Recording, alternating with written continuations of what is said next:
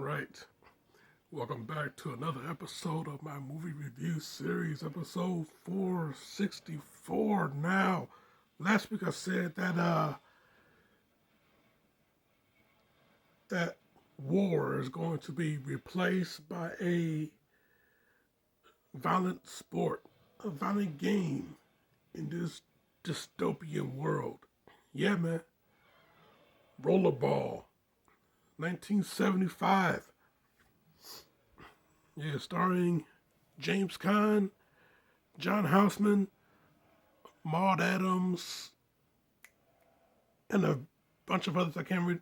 Moses Gunn and a bunch of others I can't remember. A bunch of other names I can't remember. But yeah, man, I tell you, and just name a few. But yeah, I tell you though, man, this movie 100% ahead of its time, man. I tell you, 100% ahead of its time. I mean, a movie like Rollerball, damn. Yeah, dystopian sci-fi sports film. Yeah, I tell you, man. Yeah, a game like Rollerball, you know, you know, pretty much, if anybody is familiar with roller derby, you know, people already know on skates, and they're just knocking each other down, crashing into each other. This movie is pretty much that, only very extreme. I mean, yeah, you got motorcyclists. You got the skaters. You got the cyclists, and you got a big round metallic ball, all in the mix. Yeah, with James Caan in this movie, the late great James Caan in this movie, you pretty much got, this movie came out around the time that Godfather did. So yeah, you pretty much got Sonny Corleone on skates. Pretty much. You got Sonny Corleone on skates. And yeah, I tell you, man, like I said, this movie was ahead of its time. And yeah, you know, seeing how it all played out, seeing James Caan play this character named Jonathan E. Yeah, that is his name, Jonathan E. It's not really a last name; it's just a letter. Jonathan E. E. Yeah, just just a letter. I gotta tell you something though. Yeah, this guy, Jonathan E. He's the Michael Jordan of this game, volleyball. He is the great one. He is the star of this game. You know, this game is there is no league. I mean, this game is the league. You know, this is the only game. I mean, like I said, this is a dystopian future. This game is ran by different corporations. You know, and the corporation of housing, corporation of energy, corporation of communication. This game is sponsored by different corporations, and the energy corporation run by Bartholomew. You know this guy Bartholomew. Bartholomew. You know, for some reason, maybe because Jonathan E is the he's just too damn good at this game. Maybe that, but yeah, he want him out. You know, 10 years in the game, man, he want him out. You know, he want him out. He trying to give him a nice little retirement package. But yeah, bottom line is he want him out of this game. No particular reason whatsoever that he's giving them. He just want him to retire. You want him out. You want him to retire. Yeah, this game is just too good. He's just playing too good for it. But yeah, Jonathan though, yeah, he got a lot left in the tank. He don't want to go out. Yeah, yeah, he got a lot left in the tank. Yeah, he don't want to go out. He don't want to retire. He want to keep playing. The team needs him. He want to keep playing. You know, Houston. Yeah, the team that he plays for. Houston. Yeah, they're the top team in in this sport. They're the top team, led by Jonathan E. And yeah, and Bartholomew want him out. You know, but yeah, and I tell you, yeah, he don't want to go out though. He ain't ready to retire. Yeah, he is not gonna retire. He'll never retire. A little Ric Flair impression, but yeah, he will not retire. He will never retire. Woo! So yeah, I tell you, yeah, Jonathan E. He is in it to the end. He's in it to win it. Yeah, but yeah, Bartholomew, Bartholomew, yeah, he want him out, and he is doing everything. He's gonna pull every single punch that he can, you know. Even use Jonathan's ex-wife to get him out. More on that later. Here's the strategy. Here's the main strategy that he is using. This game, this sport of rollerball. He is going to in mid-season during the playoffs. He is going to make a few changes to the rules. Yeah. So yeah, Houston, they're kicking ass everywhere they go. So yeah, this upcoming game to Tokyo, yeah, they're going to they're going to be some rule changes for this Tokyo team, for this Tokyo game. There's going to be some rule changes, Yeah, no penalties and limited substitution. So, yeah, Jonathan's best friend and his sidekick in this game, his backup in this game called his best friend named Moon Pie.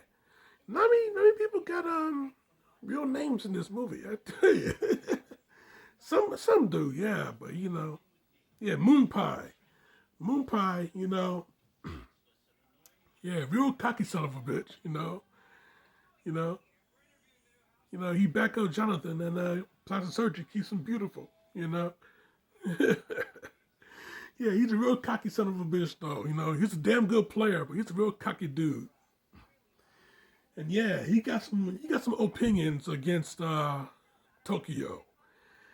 Yeah, they are all up to here. Yeah, they're short guys and everything. And yeah, even when the conference of a team conference where a Tokyo representative comes in to tell Houston how to play against Tokyo, because Tokyo, they will use karate and aikido techniques as their repertoire. But yeah, with Moon Pie, yeah, the old punch in the mouth Houston technique. That's the only thing that he'll use. You got this thing where you hit him in the bone, you hit him in the jawbone, and they'll go up against the little nerve bundle at the back of the ear, and that'll give him that'll ring their bell. That's his own technique. That's his strategy. Yeah, he don't go down unless his team go down with him. Yeah, Houston. Yeah, he's really antagonizing this guy.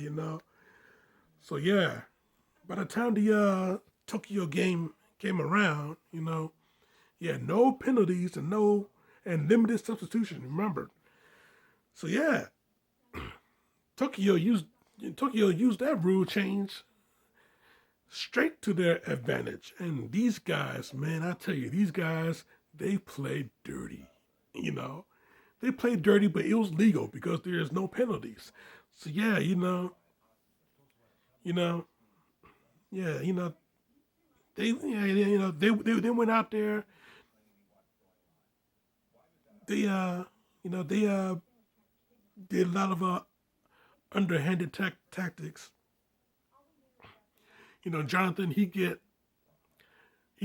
slashed up pretty good. His arm gets slashed up pretty good, and then he had to step out. While they're going down, Moon Pie, his other players is out there too, but Moon Pie, he's on his own. So yeah, three of the guys from Tokyo, yeah, they hear the shit that he be talking. They heard the shit. They heard the shit that he was talking, and they taught him a lesson, man. Yeah, they jumped his ass. They jumped his ass. You know. Yeah, they were all over him. You know. But yeah, here's what they did because there are no penalties. Here's what they did.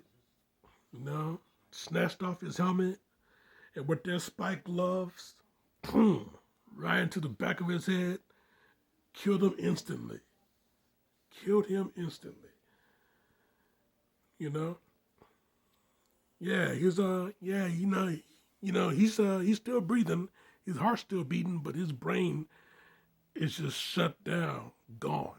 I mean, they put him into a medical induced coma, and he is just done for. Killed him instantly. So yeah, Jonathan, he got back on the track, and he took out one of the guys that took out Moon Pie. Nice little payback. The game got pretty out of hand. Fire on the track and everything. But yeah, bottom line is, yeah, you keep your words soft and sweet because you're gonna have to eat them later. And that's exactly what happened to Moon Pie. But all of this, just to force him out. Just all of this because Bartholomew want Jonathan to be out of the game. The rule change. Just to see if he'll get injured and be taken out the game. Well, yeah, he got his arm sliced up pretty good, but he still got back out there and he took care of business. So yeah, that part of the plan didn't work. So yeah, they're going to Bartholomew, the executive, the head executive, he going to bring in Ella, Jonathan's ex-wife. He haven't seen this woman in years. And she comes back to him. But it was all a setup from the executives because, she pretty much told him that he had to retire. And she told him that this next game is going to be to the death. The next game, the championship game against New York, because, yeah, another rule change. Yeah, no penalties, no substitution, no time limit. So, yeah, man, yeah, it was a across the board agreement from other executives. And, yeah, Jonathan, he